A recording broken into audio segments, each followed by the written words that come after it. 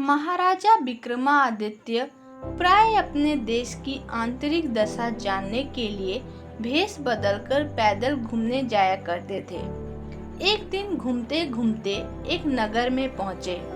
वहां का रास्ता उन्हें मालूम न था। राजा रास्ता पूछने के लिए किसी व्यक्ति की तलाश में आगे बढ़े। आगे उन्हें एक हवलदार सरकारी वर्दी पहने हुए दिखा। राजा ने उसके पास जाकर पूछा, महाशय, अमुक स्थान जाने का रास्ता क्या है, कृपया बताइए। हवलदार ने अकड़ कर कहा, मूर्ख, तो देखता नहीं, मैं हाकिम हूँ, मेरा काम रास्ता बताना नहीं है, चल हट, किसी दूसरे से पूछ। राजा ने नम्रता से पूछा, महोदय, यदि सरकारी आदमी भी किसी यात्री को रास्ता बता दे तो कोई हर्ज तो नहीं है। खैर, मैं किसी दूसरे से पूछ लूँगा, पर इतना तो बता दीजिए कि आप किस पद पर काम करते हैं। हवलदार ने भौवे चढ़ाते हुए कहा, अंधा है, मेरी वर्दी को देखकर पहचानता नहीं कि मैं कौन हूँ। राजा ने कहा, शायद आप पुलिस के सिपाही हैं। उसने कहा, नहीं, उससे ऊंचा। तब क्या नायक है? नहीं, उससे भी ऊंचा।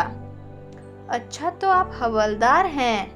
हवलदार ने कहा, अब तो जान गया है कि मैं कौन हूँ, पर या तो बता, इतनी पूछताछ करने का तेरा क्या मतलब, और तू कौन है? राजा ने कहा, मैं भी सरकारी आदमी हूँ। सिपाही की ऐंठ कुछ कम हुई। उसने पूछा, क्या तुम नायक हो? राजा ने कहा, नहीं, उससे ऊंचा। तब क्या आप हवलदार हैं? नहीं, उससे भी ऊंचा। तो क्या दरोगा हैं? उससे भी ऊंचा। हवलदार ने कहा, तो क्या आप कप्तान हैं? राजा ने कहा, नहीं, उससे भी ऊंचा। सूबेदार जी हैं? नहीं, उससे भी ऊंचा। अब तो हवलदार घबराने लगा। उसने पूछा, तब आप मंत्री जी हैं? राजा ने कहा, भाई, बस एक सीढ़ी और बाकी रह गई है। सिपाही ने गौर से देखा तो सादी पोशाक में महाराजा विक्रमादित्य सामने खड़े हैं। हवलदार के होश उड़ गए। वह गिड़गिड़ाता हुआ राजा के पांव पर गिर पड़ा और बड़ी दीनता से अपने अपराध की माफी मांगने लगा। राजा ने कहा, माफी मांगने की कोई बात नहीं है। मैं जानता हूँ कि जो जितने नीचे हैं वह उतने ही अकड़ते हैं। जब तुम बड़े बनोगे तो मेरी तरह तुम भी नम्रता का बर्ताव सीखोगे।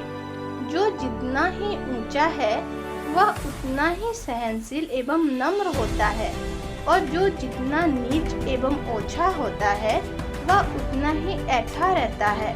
इसलिए कहा गया है, दुष्ट व्यक्ति के पास विद्या हो तो वह विवाद करता है, धन हो तो घमंड करता है, और यदि शक्ति हो तो दूसरों को परेशान करता है।